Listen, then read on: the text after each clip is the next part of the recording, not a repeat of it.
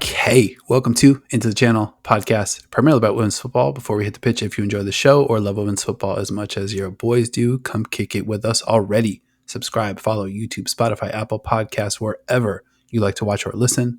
Leave us a review over your favorite podcast app. Links to all of our socials in the show notes of this episode. I am your host, Dino De Cespedes, and as always, I am joined by my co-host, Mr. Grant Engel. What is up, man? Oh, buddy, I'm feeling absolutely fantastic. I'm ready to talk about the results from this week. I was very happy with some of the results. I was empathetic for some of the other results. Very much ready to get into those. As you mentioned, we're going to be covering the Thursday matchups. So 8 of round 2's second legs happen on Thursday. We covered the first 4 Wednesday matchups on part 1 of this episode. So go back and check that out if you haven't already. But yeah, big slate on Thursday. Where do you want to get started? I don't know. I'm trying to consider where I'm interested, what I'm interested in talking about. Let's talk about Manchester City versus Paris FC, if you don't mind. Let's go. Start the bidding there. Breaking news before the match. So we had talked about this last week, and I was like, okay, I have like 3 important meetings right around this time. I'm not going to watch a single minute of this, a single second of this thing live. I'm going to go 0 dark 30, no social media, no foot mob app. I'm not going to look at any televisions. Luckily in America, I'm not really walking past any places that are showing UEFA Women's Champions League matches. You're always the best about, the no spoilers rule. So I was like, okay, I can do this and I can save it all completely for after. I will say I look like a complete dope when I'm searching for the full match on YouTube because I hold my hand like over the screen to be like, okay, because I don't want it to say the score on the card or on the YouTube preview. I avoided all that. That's always the most dicey part. And then when I open the YouTube video of the match, I'm immediately clicking to close the comments because I don't want on the side. I don't want somebody to be like, Paris FC wins or whatever. So I managed to avoid all of that. And then I sat down to watch the match, and I see on there, because I'm completely avoiding spoilers, I see the lineup get posted, the lineup graphic, no Bunny even in the squad. Yeah. So I have no frame of reference for why she isn't there. Can I ask as somebody who got to absorb this, at least passively in real time, how did you digest the Bunny Shaw out of the squad for visa issues news? I mean, I think I caught the news courtesy of Miriam Karabi from She Scores Bangers. Nice. Great Twitter follow, obviously. The best. Speaking of, shout out to Woj. Congratulations. Or moving on. Speaking of great Twitter follows. Nice. It was a kind of like a scary moment, knowing that she wasn't going to play. Those are tough rotation decisions to make in that short a time period. You're obviously traveling into the continent, playing an unfamiliar team on the road. Just seeing the shot of the Paris FC stadium where Arsenal's Champions League ended last season gave me more PTSD. We'll get into a little bit about why I was so upset later. It was obviously a big loss. I think City started really well, though, but the game felt pretty even. I think Paris FC had a couple chances. First 15 minutes, I think it even cranked it up a little bit more about, okay, is this Bunny Shaw absence going to really be the difference in this game potentially? I really was trying so hard to avoid spoilers. So I see she's not in the side and I just text you. And I've done this in the past to take people behind the curtain. When Dino knows I'm in a no spoilers mode, I want to get a take out there first to just let him know, okay, this isn't something I'm writing after the fact. So I immediately text you something to the effect of, I'm just looking at Paris FC lined up pre-match and their arms are locked. I think I'm scared or something very close to that. And I was like, because, the players, obviously I follow City, but the players are still so recognizable from last year's tournament. That I was looking at them all and I was like, okay, there's Graboval, there's Hossein, there's an Adozi, Bordeaux, Gatantine. I was like, all right, we're in Paris for this. We got to come away with some points with no Bunny. I think you're right. I think Paris FC, they had some chances. By 20 minutes into the match, I felt like, okay, we're able to hold the ball pretty well. We're starting to kind of dictate the terms a little bit. I started to feel a little more comfortable. And then once we got past the half-hour mark, we started to kind of ratchet it up, tighten the vice a little bit. Perry FC was having a hard time holding the ball at all. They clearly figured out, like, okay, we got to play underdog football. Manchester City's midfield was really outplaying Paris FC's midfield. And that led to Viviane Miedema's first, I'll call it first, big-time goal for Manchester City. It's her only goal in this match, but as we project forward, I believe it will be her first big goal of many for the Sky Blues. Yeah, that one hurt. Pile it on. Miedema looking great in Sky Blue.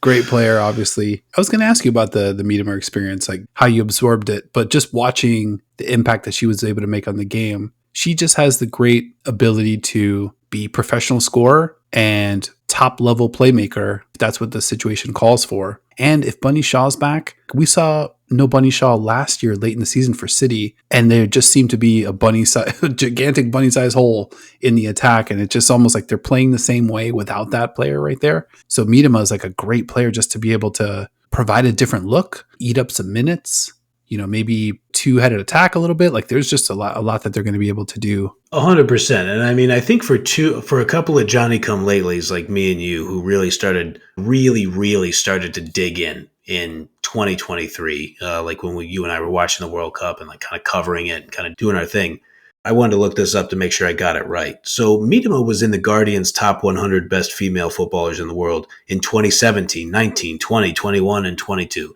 She's the all-time leading scorer in the history of the WSL. It's just these injuries have just like kind of derailed pieces of her career. She has 80 goals in 106 appearances for your Arsenal.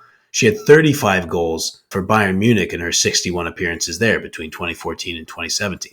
So she can score goals, but man, she is such a genius as the central hub of your attack in that number 10 role. It's not kind of number 10. She's a genius number 10. Her with Jess Park and Hasegawa right there alongside her, that's a lot of intelligence wrapped up in one midfield that you can start to really distribute. And like you said, we got the Bunny Shaw-sized hole there, but you still had Lauren Hemp.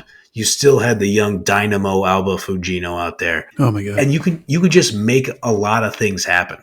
I'm glad you brought up a couple of those players because obviously on the men's side, going back to our previous potting days, we always referred to Manchester City's Phil Foden as our diamond. Same way Pep referred to him as his diamond. Of course. Who's the diamond on this Manchester City women's football team? It's a great question. So to give the additional context, Pep Guardiola, in one of his many unhinged press conferences where he just has sometimes he just says stuff and I'm waiting for a reporter to just kind of raise their hand and be like, "Hey Pep, what the fuck are you talking about?" But nobody ever does because you can't question the guy. Yeah, that's until you get a hold of him. Yeah, that's right. I'll hold him accountable. I'll be like, "Pep, will you sign this?" But you're my hero. Slam my shirt. I love you. Thank you for everything. But like in a press conference where Pep is talking about Phil Foden, he refers to Foden as our diamond, and then he cups his hands as if he is holding a precious jewel in his hands, and talks about how important it is for them to like make sure Phil Foden has a good career and he's set up for success, and he's a wonderful player. So. Who is our diamond? I mean, Jess Park is 22 years old. She can shoot. She can pass. She can run. She's smart. She does a lot of things. She's got a lot of Foden-type qualities. It feels like she should be our diamond, but then like you point out, we got Fugino there who's very young also and is an especially dynamic player. I think it's hard to pick. Fugino was the one that launched the question in my mind. I'm like, yeah, is she the diamond? And then it's like, I think it's between her and Jess Park. Those are the two that I had. Scott. And I think Fugino, we talked a lot about some of the changes in our transfer show. We even had a ranking. We had a draft. If I'm remembering correctly, I think Fugino might have went 5. I think you took Fugino at 5 or 6. I'm not sure who went first in that draft. Yeah. I remember thinking in the moment, I love Fugino. I love the signing, love the player, but maybe this is a little early. I was like, was this a stretch? Did we fall in love with a player here? But now I might be swinging the other way. She might be, dude. She's definitely going to swing a couple of matches. She's just that good. Yeah, she'll be great, I think, immediately, man. Mm-hmm. And we talked about it going back to the 23 World Cup. She plays with an audacity, an audaciousness that's just like, yeah, I'll rip this shot from 5 yards outside the 18 and I'll probably make it. And she plays with just a supreme confidence. She gets on the ball. She'll drag her foot over it. She'll and one you as many times as she wants. Like she will take on anybody, completely fearless. She is the perfect player that I think if you play her next to or alongside some combination of just an absolute physical bulldog like Lauren Hemp, who's just going to be punishing you with runs and will play physical from the forward position, and then an absolute goal-scoring monster like Bunny Shaw. And now you have this other player who's like, okay, let me take you on and I'll do 5 pieces of skill and we'll see if you can keep up with me at the same time. It's just going to have defenders looking around like, my God, where is the relief on this front line? I mean, that's a great point. Fujino's a great outlet. Yeah, oh yeah. You have something build up, and now you want to like take a step back to take, another step forward or just reset, just start over. Great player to kick it back out to because you don't know what the fuck she's going to do. Like, she could just let it rip there. She could just basically reset the offense like a point guard. Pretty much everything's on the table. One other thing I wanted to mention really quick. Obviously, City runs rampant over Perry FC. Yeah. This one ends 5-0. Inadozi had a weird... Oof. I think that was the turning point of the game. That when you mentioned these don't really go 5-0, 7-0, these aren't normal score lines. Yeah. Unless there's something like that where you're big bad Inadozi. It gets her pocket picked by Mary Fowler, who I believe listens to the ITC. Because not only did we question, okay, what's Fowler's contribution going to be in the Olympics? Is Fowler going to be able to step up for City in this Champions League? Because I think they're really going to need her. But you've also been one to celebrate the skills, the field player level skills of Chamaka Inadozi. And I posit that Mary Fowler listened to these episodes and said, I want to see how good Inadozi's skills are when she's on the ball. Came up, picked her pocket, made a huge play, and effectively ended the game. 100%. An absolute howler from Inadozi. Hated, like half of me hated to see it because I love the way she plays. We talked about it on Shades of Blue. I think I had said Inadozi has some Ederson in her game making another Manchester City men's team comp where sometimes she's out there with the ball and it's like, well, get rid of it. And then she just does. And you're like, okay, yeah, she's good. But I don't know if it was she didn't have her in her peripheral vision or she completely underestimated Fowler's speed and she just completely takes it. I think it was off her left foot, just completely robs her of the ball and tucks it away to, like you said, to effectively end the game. If Mary Fowler is listening to this podcast, I will say it is because we had the great Samantha Lewis from ABC Australia on previewing the Australian Olympic team before the Olympics. So thank you, Samantha, for that. And thank you, Mary, for listening. And nice goal. Thank you for that as well. Yeah, I think she probably saw Inadozi one too many times. Try to pull that crossover, bait you in, and she was kind of ready for it. And then she met the ball where it was headed, and then that was a wrap from there. For sure. Inadozi, though, somehow still had some monsters, like some she's tremendous saves. Like, what the fuck? Like she's still really, even under like a really memorable bad game, she had some amazing moments. Oh yeah. All right, so City, yada yada, huge win over Pre FC. Congratulations! I'm very happy for you. Thank you. These two teams lock up again next Thursday, 2 p.m. Half an hour later, though, next Thursday. Yes. My Arsenal, my Lady Gunners, my North London squad. They will be hosting BK Häcken, facing a 1-goal deficit. I mean, I'm a little bit of a mess. When you saw the scoreline, when you saw the highlights, I'm not even sure what you saw. I'm not sure how caught up you are. But what was your first thought when you saw where this one ended up? I watched all of City and was like, I'm still not going to check any social because obviously I don't want to spoil a minute of it. And then after I watched all of City, I was like, okay, I got to go to bed. I got another work day before, so I'm going to watch highlights of the other matches. The highlights I put on did not say what the score was, but I think the highlights started at like 30 something minutes and it was 0-0. And I was like, okay, it's a Häcken match. It was loud in there. You could hear the Swedes in Gothenburg going wild for their team. And then I watched the highlights and you guys could have won, I think. I think you could have scored a couple goals. Jennifer Falk, man, she is a brick wall, and she may have had a little bit of luck on her side with a couple of those. But I got to hear it from you as a man who watched the game. What did it feel like watching that transpire? It felt awful. It felt really awful. I think the moment that you're mentioning might be the Kafaji strike at around the 35, 36 minute mark, where she puts it off the bar, off the turnover, where she's basically by herself and takes a crack at it. Can I do a old man reference? My laptop, my MacBook.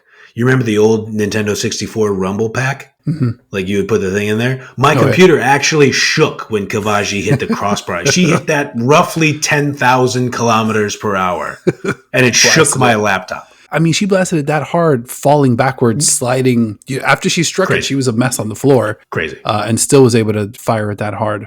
So Kafaji rocks the crossbar. Later in the match, Frida Manum does the same.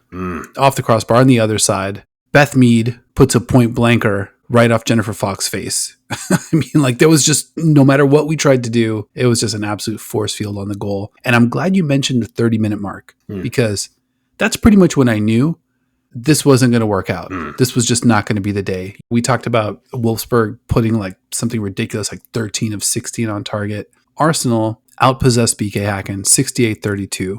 Arsenal also outshot Häcken 17-4. But only 4 on target to Häcken's 1 on target, which ended up being the difference in the match. Häcken just has a way. I mean, their defense continues to be a marvel. Yep. They're totally in sync. They look like a different species of animal that just is like in perfect, synchronicity with like understanding the timing of everything. They move together. They're all looking the same way. They don't get beat by anything dumb. And it's very telling that the Kafaji chance came off a turnover. Yeah. Like a bad one. Every other chance that they got at any point in the match was heavily contested, bodies everywhere, bodies in the mix everywhere, a lot of shots from distance.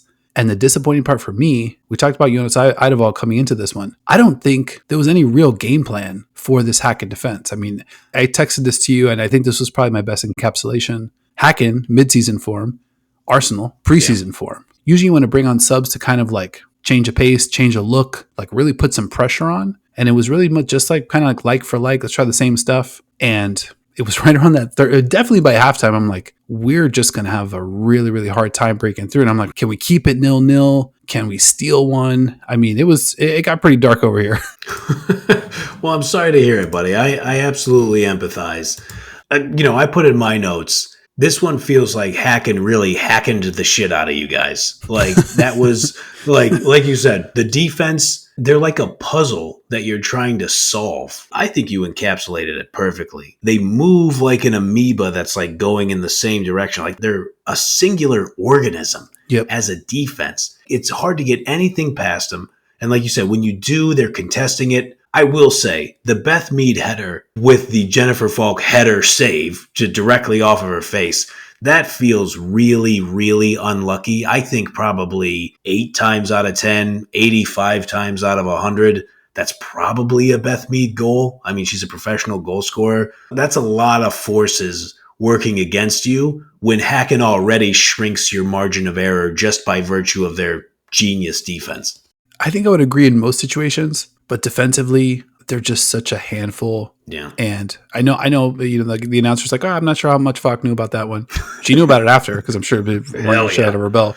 But she was in position. She's there. That's true. And there's other defenders in position. There's a reason why there's nowhere to go with the ball, right? Like, so you have to give her credit for being there. On a different day against a different goalkeeper, different scoreline, different stakes, I'm sure, Mito puts that one home, but it wasn't going to happen this day. And you have this Häcken defense controlling the game. Yes. That was the part that was awful as a fan, is like, Arsenal, they're playing like, all right, we've got possession, we're knocking it around, we're in control. But I mean, from watching this Häcken side last year, I knew we weren't in control. I knew the Häcken defense was in control. And they're just sort of letting you knock it around, have a little fun with it. But when it gets to winning time, you're not getting past whatever line in the sand that they've drawn. And Arsenal are ultimately not able to break through. Now, a team that defensively can play like that, obviously the scariest thing is facing a quick counter. Sure. Right? And there was a Clarissa Larissi warning shot in the 65th minute where she hit side netting, ball over the top. I think she beats Codina, gets past the defense, And that sent a chill through me. At that point, I'm just like, oh, fuck. Like now, not only can we not score, but Häcken's looking and playing for this one counter that's going to break the game open. Didn't happen there, but it came a little bit later in the match. Yeah, perfect pass. Tabby Tyndall runs onto it, gets the goal. When I saw that on the highlights, I was like, ooh, is Arsenal going to be able to get one to bring it back? Because, I mean, we had talked about, too, and, you know, I love being the Sandman and trying to get a take exactly correct. I was like, we did say Arsenal might be okay with coming back 1-1 on aggregate here. Maybe that's what the rest of the highlights were. But then I kind of look at the YouTube bar. I'm like, not much time left for highlights. Better be a quick one. So, yeah, I had a feeling that would be tricky. And like you said, Häcken has 2 total shots, 1 on target. The 1 on target is the one that beats you. That's getting hackened. Definitely got hackened. Last thing I'll mention here, Stina Blackstenius, former BK Häcken player, comes on in the 71st minute. I wasn't sure how she would be received in Gothenburg, but very warm standing ovation. I like it. For Stina Blackstenius, which I was excited about. And I think it was calculated. I think they kind of softened us up.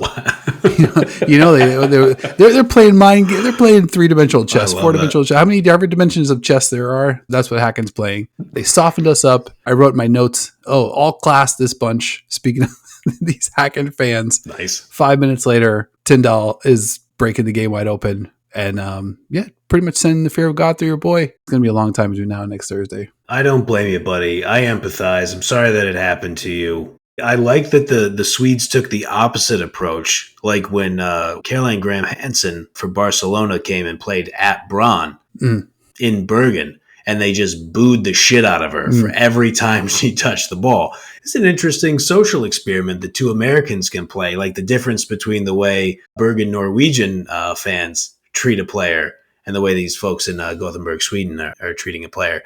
I'll say you guys have a great program. You turn people out to these matches. You have a great fan base. It's going to be amped up. I guess we could play the game of like, is that going to make the players a little nervy? This goes back to your kind of like recent Champions League experience point. But you got Beth Mead on there. You got Alessia Russo. Like, you got some real players who have big match experience. I mean, you got Emily Fox, Kim Little, for God's sake. You guys got a lot of really great players. They're going to be in front of their home crowd. It's not over yet. Definitely not over yet. I'm not throwing in the towel by any means. No. I do hope that London crowd, though, kind of shows out. Because, I mean, this is not a big name. This isn't Juventus. This isn't PSG. This is less of a brand name, I guess, than those 2 teams. Sure. So I really hope that Arsenal crowd's not looking at them kind of being like, this will probably be a 3-0, 4-0, and then we'll move on. As mentioned, this one going down Thursday, 2:30 p.m. You already know your boy's going to be locked in.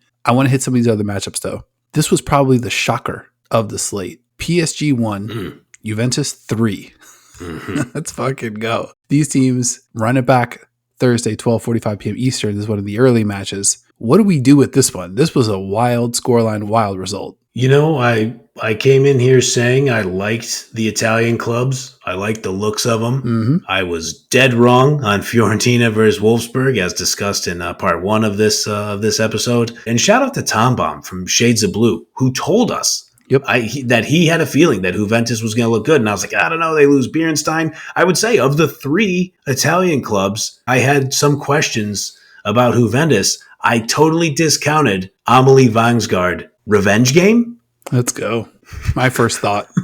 I mean, she looked very excited to score that one and just kind of cracked the seal on the game. That was an awesome, awesome moment. So she gets it going 1-0. PSG comes back, ties it up with another banger. I'm gonna crack one. I'm gonna crack one for that banger by Samura. That was a rocket of a shot. Hell yeah. 2-beer show for that. Oh, damn, I want to take a 2-beer show too. I'm going to take a quick 20-second time out here. All right, man. I'm going to join you. Let's go. As mentioned, not my finest hour as a football fan, as a Gunners fan. But that's why they play 2 legs. That's right. And you know what? 2 legs, 2 beers. Let's go. There you go. Yeah, that's the synergy you were talking about. Cheers to you. Back to it, though. PSG Juventus. We mentioned it. Samora ties the game. And then we get a moment of brilliance, beauty, grace, magic, whatever you want to call it. Sofia Cantore from Juventus just goes John Wick, I know you mentioned John Wick from the John Wick storyline from the Wolfsburg Revenge. Also goes John Wick on this one, just as like, I'm going to just do all of this myself. I'm going to just create my own and one mixtape. Yeah, I mean, everything from the Meg on Griege and Bach. And you and I feel like we are aligned. We like that one extra touch that sometimes an attacker will take to just create like that little bit of extra space. It's almost like, oh yeah, like the James Harden step back, or you'll see Steph do it. Well, it'll take one more dribble to just create like a little more room to get the shot off. And Cantore does that perfectly. Just one more little touch to get a little bit more room. And she just hits a rocket off her right foot. Mary Earps, I thought, had a good dive, had a good stretch and athletic save attempt. Couldn't get to it. It was too perfectly placed. It had too much velocity on the shot to save. It was kind of like a great crossover at the park. Nice. Where you got to knock that three down once you get a pass after somebody crosses somebody into oblivion.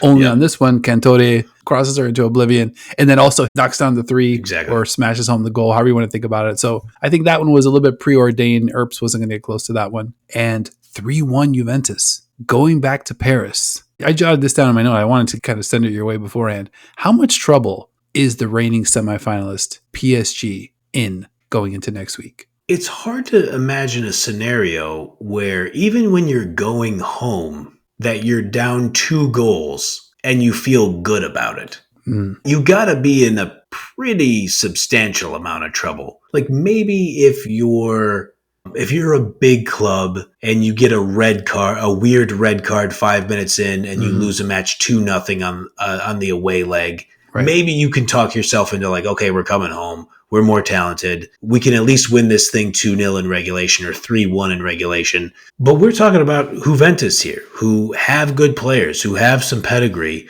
Ariana Caruso, I thought, played pretty well in this match. Hannah Bennison was another one of the goal scorers. We already talked about Cantore and then Amelie Vangsgaard. Like, this is a really, really tall order, no matter where the match is played. You could be playing it in Mary Earp's backyard in Paris, where she's living. You got to make up 2 goals against a really good squad.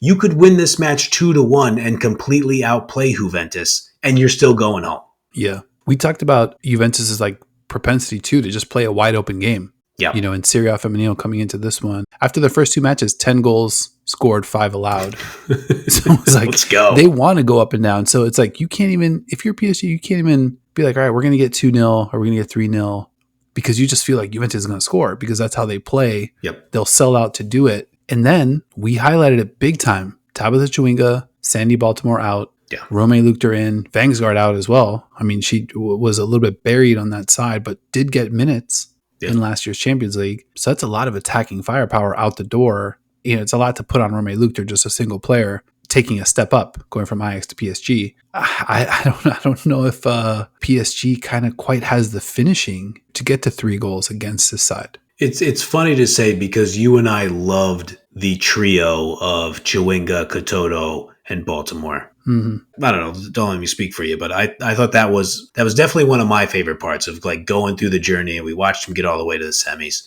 I love that trio, and to see them broken up is a bummer. Obviously, we always want Sandy Baltimore and Tabitha Chewinga to go get your money, go play where you want to play, live where you want to live. Mm-hmm. No disrespect there, but it was a bummer to see those 3 broken up.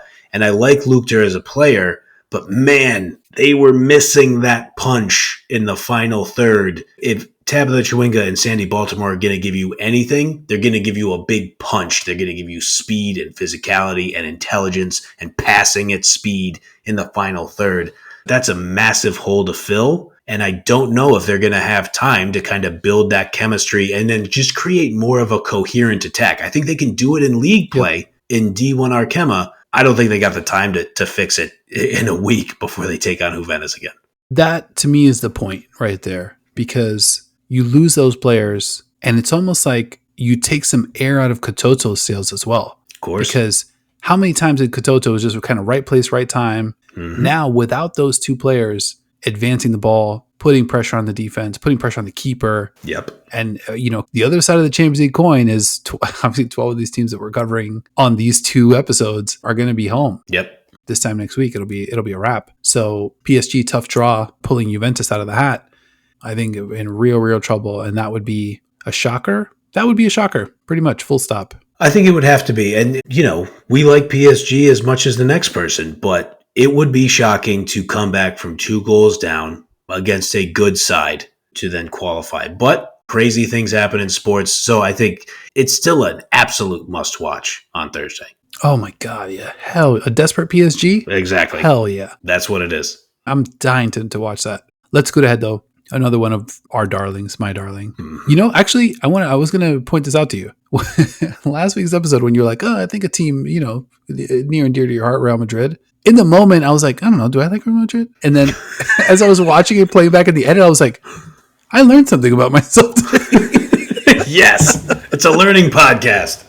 So I appreciate you, bro. Like you brought something to my attention that I didn't even know. But yeah, it turns out I do have a soft spot for Real Madrid. They took on Sporting CP in a legit clash. This one was interesting. Real Madrid, the more talented side. Sporting CP played real hard at home. 2-1. What'd you see in this one? I want to start with the fans, the supporters of Sporting CP. Mm-hmm. What an atmosphere. That looked great. That looked like a good time hanging out over there. Please, Vespa, forgive me for lauding the fans at Sporting CP. I know you're a Benfica supporter. You're our guy. But yeah, that looked like a place. Honestly, within the first 10 minutes, I was like, I think I want to go watch a football game there. That's a place that I think I would very much enjoy. Again, we talked about it with Benfica in the last episode. They were playing physical, man. And in that 2023 World Cup, I think it was half the roster either played for Benfica or Sporting CP, or at least they would go on to play for either of those clubs. This just feels like a major part of the Portuguese women's football journey, where these players are getting stronger. They're clearly, it seems like, and please, viewers of the show, correct us if we're wrong. Maybe the federation might be slacking. It just felt like they looked bigger, stronger, faster, and it was a tough place to play. And they gave Real a hell of a match. Absolutely. And I think both Sporting and Benfica, they're great athletes and they make you feel it. It's really cool. It's sort of like an NWSL style. It's a good call. For Sporting, obviously they hung really, really tough. They're at home. They really, really wanted this one. Took Real Madrid pretty much to deep waters. This one was 1-1 heading into stoppage time. Tough game, though, for Sporting keeper Hannah Siebert, 29-year-old American from Redlands, California. Nice. Involved sort of in both of Real Madrid's goals. So there was an 11th minute gift cashed in by Atenea del Castillo. Mm-hmm. And then one of those new signings, those new offseason signings from Chelsea, Melanie Leopolds, right at the death. This one was really, really, really right at the death. Yeah. 90+5. My favorite part of this was the announcers in Spanish right before Olga puts the ball in. The color commentator is basically screaming, venga, venga, venga, vamos, Olga, which basically translates to, come on, let's go, Olga. Yes. Olga puts the ball in, Leopolds. Great pass. Knocks it home. I was a little worried about my Real Madrid take. I think City's going to be the one that put the most pressure on that take. But I think PSG probably taking a step back. Arsenal, TBD. City looks like they're going to be right there to compete with Chelsea. But I don't know, when Real Madrid was looking at a draw in this one, I was like, oh, that take's not going to age great. But they pull it out, and now they're heading back to Madrid for the rematch here in a couple of days. Yeah, Olga just continues to be awesome. I think I've talked about her so much. Maybe I'm learning something about myself also. Every time I watch her play, she's just one of my absolute favorite players in the world. She's such a genius. The first touch is brilliant. The passing is so smart. She's a general out there. You can put her anywhere. You can just close your eyes and then pick a spot on the field and be like, okay, I guess you're going to play number 10 today. I bet you she could do it. Oh, yeah. Everything about her game is absolutely fantastic. She's the captain of the squad. And now you put her out there, and you had mentioned this last week, the addition of Caroline Weir coming back off injury, there is a different geometry to Real Madrid's attack from what we saw. And again, I'll call us this again. We're Johnny-come-latelys to women's club football. And part of what I like seeing here is okay, well, here comes Caroline Weir. I've read about her, I've heard intellectually, okay, she's a good player. I've watched some highlights. And now you see her on the pitch, and now she's flanked by Redondo and Atenea. Yeah. And it's okay, They're super cooking with something. They had a veteran like Felipe Angeldal from my Manchester City to kind of round out the midfield. They needed to add some heft to their roster from what we saw in last year's Champions League. I think they've successfully done that. You know, when you talk about your take of like, has Real Madrid closed a gap with Barcelona? We're not going to know the answer to that even after this second match with Sporting. I think we'll know the answer to that at the end of the Liga F season. It certainly feels like this might be an all-time great take. We just need Misa Rodriguez to stop fouling people and playing with complete reckless abandon in goal. They'll definitely close the gap some. It'll be interesting to see how much. Yeah, I agree with that. I mean, I think I'm not saying the take's going to be proven correct, but it wasn't invalidated or immediately out of the gate, which I was happy about. The last thing I'll mention about Olga, so cool to see a player with all those talented players on that roster, 24 years old, pretty much sharpied in as the captain of that squad with all those players. That's fucking really cool. Yep. You know, obviously her big gaminess dates all the way back to the World Cup and probably before that. But I'll be excited to see what Real Madrid is able to do against this Sporting side. I think Sporting, much like Hammarby, who needs to go on the road and get a result here, I think we're still going to hear a little bit from the Sporting side. Yeah. I did want to hit one more match real quick, though.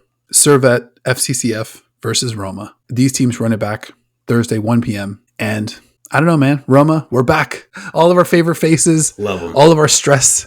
All of our blood pressure rising and falling. And all of it's back with this Roma side. They definitely make it interesting. Yeah, well, I mean, we'll never fault them for making a match boring. I mean, they had a lot of the ball in this match. I didn't get to watch much of this one, so I'm gonna ask you to please, can you break out the Tom Brokaw? Can you report the news to me? From what I watched, it felt like they were getting a lot of the ball, but not creating a lot of great chances at first. But tell me if I'm off base with this. I think that's pretty on point. So Minami sneaks one in 38th minute to kind of break the seal on the match. Right after halftime, though, and I got to say, at halftime, it's 1-0 Roma. And shout out to great friend of the pod, Board, who tipped us off to this Servette team, talked about kind of like their sharpness. They played really, really well, I'll say. And another thing that we've kind of lamented on this show, the Valentina Giacinti complaint to the ref situation actually kind of cost them a goal in this match. Because she gets kind of like clipped right at the halfway line. She's sort of like gesturing and angling for a call. The camera's actually fixated on her. By the time the camera cuts to the game action, the strike is already in the air on its way to the goal. And all it took was a really great pass over the top from Dana Borma that just sneaks over Minami, which is funny because she's the one that scores the goal, finds its way to Cassandra Korhonen, who ties the game 1-1. And now at this point, I'm really worried about Roma. I'm just like, okay, they're at home. We talked about the 2 draws that they had to start Serie A Femenil. So I was already worried about that. And I'm just like, all right, I want a result here. 1-0. I'm like, maybe that's not enough. They got to go back to Switzerland from here. Then it goes 1-1. And I'm really worried. Yeah. But after the game gets knotted at 1, 4 minutes later, Alessandro Spugna brings on the Terminator, Evelyn Vienne, who we talked about, not Italian, Canadian. Not Italian, but doing great things for Italia. Absolutely. Oh my God. What a sub. What a moment. Vienne comes on and is just a game wrecker. I mean, like, she's playing with that international competition confidence. Like, oh, I already been playing on like these big stages. I'm already, I'm ready for all of this. I'm ready for any of this. And she kind of played like it. She notches 2 goals, one in the 84th, one in the 93rd. And the second one, I'm not sure if you saw this one, the one in the 93rd, corner kick in from Giuliano. Sanne Nielsen heads it back where it comes from. So the corner comes in, Nielsen heads it back the other way. The ball's in the air forever. Vienne is at the back post with like 2 or 3 defenders and the keeper within her vicinity. And she just looks like Shaq. She's just like, nice. Nobody's going to get near me. Nobody's going to do anything to get in the way of what I'm about to do here. Elevates over everybody, just bodies everybody, heads it in, basically a tap in, bodies all over the floor afterwards, 3-1. And it goes from essentially a nervy type situation to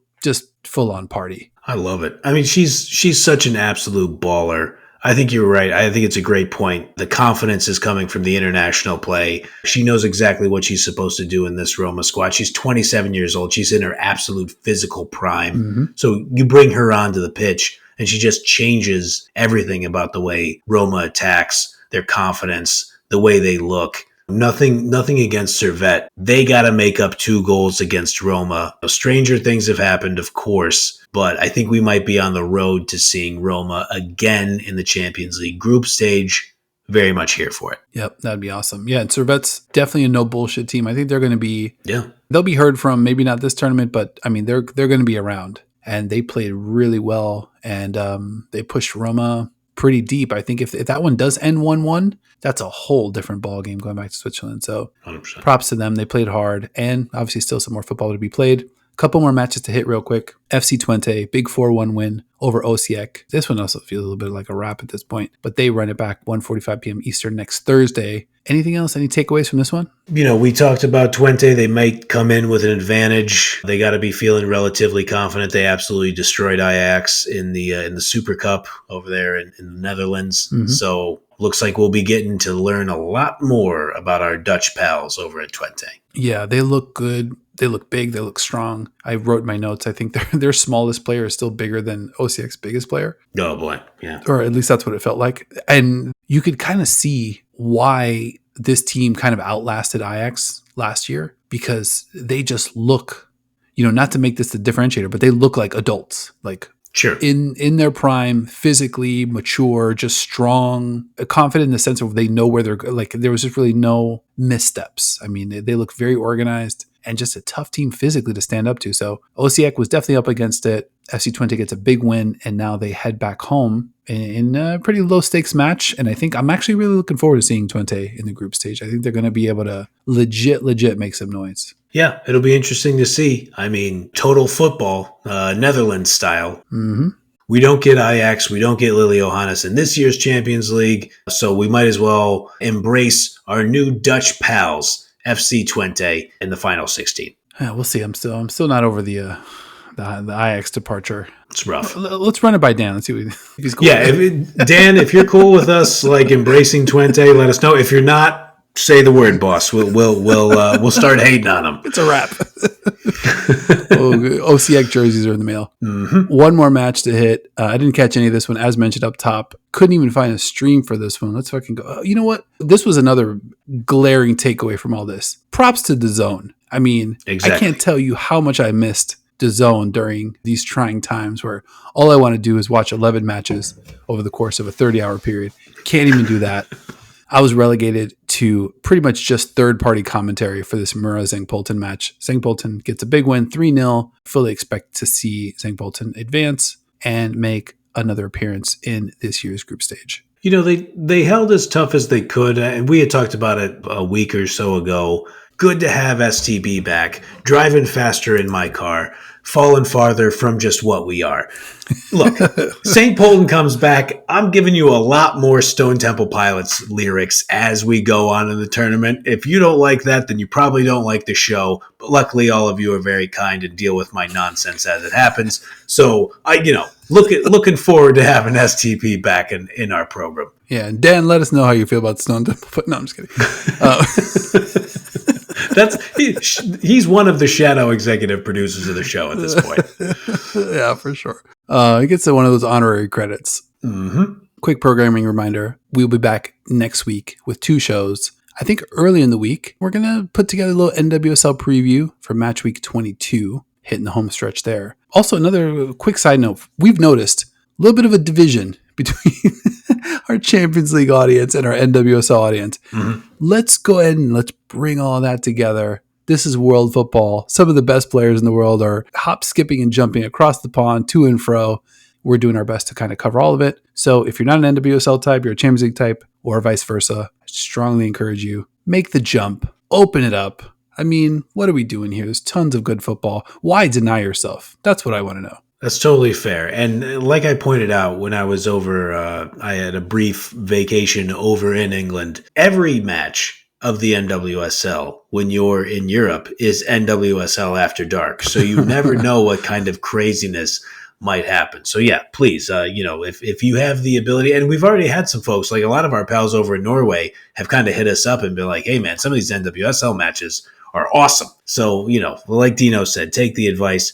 If you're interested in the NWSL or if you're interested in kind of the American style of football, give it a watch. Let us know what you think. Absolutely. Yeah, I mean, and you're in the building covering Ji So-yeon and Laura Harvey and some of the great things happen in Seattle. I've got Barbara Banda and Adriana and Marta and a bunch of young players, Seb Hines and the undefeated Orlando Pride here. So definitely lock in on that. We will also be back next week to talk a little Champions League group stage, way too early preview. We're going to have our 16 teams. Let's go. We're going to be reacting to what we saw in the second leg of this round 2. So definitely come back and check that out as well. So next week will be a 2-week show. It might be a 3-beer week or a 4-beer week. We'll see what the action looks like. Across the 2 shows. We're not going to gotcha. Let it rip at that point. Just doing some quick math here. You're the stats guy. I like to crunch the numbers. Anything else you want to hit before we get out of here? I think that's it. I think you covered it. I don't want to totally backtrack on what we said about, hey, if you're watching this for Champions League, which you obviously are, if you're watching this episode, please check out our NWSL. I'm very psyched to come back again next week and talk more Champions League. The Champions League, it's the best, buddy. It's the best. It's the best. I mean, I missed probably way too much round 1 action. Yeah. And I was like, this is not happening again. Clear the schedule, round 2. I got to really sink in, because now we're at the point where I'm like, as these 2 teams are running around, one of these teams is going to be in the group stage. Mm-hmm. That's kind of where the light bulb clicked. So this round 2, I was as locked in as it could be. All things considered, we're going to get a bunch more football next week. I think we could probably cross out a couple of those matches where there's a big goal disparity. Oh, yeah. But either way, I think we're going to get 9, 10, maybe 11 really, really fun matchups next week, playing for pretty much maximum stakes. You want to stick around with the group stage, you want to play another few months of Champions League football, you better show up next week.